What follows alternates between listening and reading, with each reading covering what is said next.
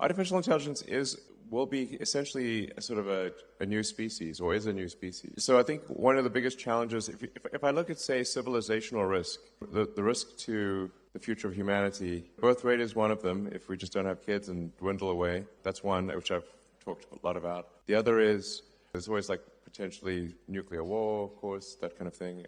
Then AI is also an existential risk, and I think we need to be careful with the advent of AI, but it is very much a double-edged sword. You can think of AI as kind of like the magic genie, that like digital superintelligence will be capable of doing anything. Pretty much anything. But he doesn't have any consciousness. I'm wondering about that. I mean, there is a whole question of like, what is consciousness? In fact, so here's like, I've thought a lot about what is consciousness and where does consciousness arise? To say, like, because I think in terms of physics, and at least if physics is true, then we go from a start of the universe where things are almost entirely hydrogen, and then if you leave the hydrogen out long enough, eventually it coalesces into stars, and then those stars explode, and then they recondense. And like most of the mass in your body was once at the center of a star, which is kind of wild, billions of years ago. And so where along the lines of hydrogen to human does consciousness arise? You get very serious when you speak about that, huh? Yeah, no, it's a real question. If you leave hydrogen out in the sun long enough, it starts talking to itself.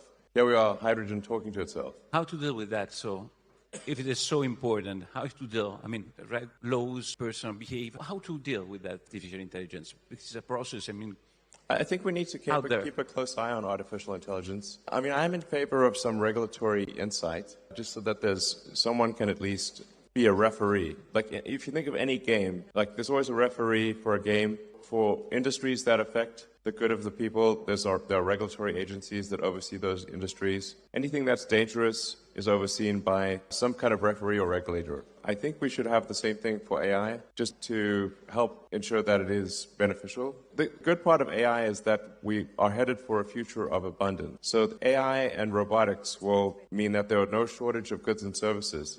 There will be goods and services. If you can think of it, you can have it, basically. So this is quite profound. Like I said, it's the magic genie. AI and robotics will get you anything you want. Now, usually in these sort of fairy tales about magic genies, it doesn't turn out so well. You have to be careful what you wish for, even if what you wish for are wishes. So it's just something we should be cautious about. Okay. On the plus side, it will bring many benefits, like I said. It will usher in an age of abundance. So the positive scenario of AI is that there's an age of abundance and there's no shortage of goods and services, that any scarcity that exists will be only because we define it to be scarce. So, and it does seem to be somewhat of an inevitable thing, AI. So there's that, supposedly that Chinese saying about, may you live in interesting times. Well, I think we currently live in the most interesting of times in all of history right now. So anyway, so my recommendation on AI is I think we want some kind of regulatory oversight just to make sure that it's beneficial AI. Great.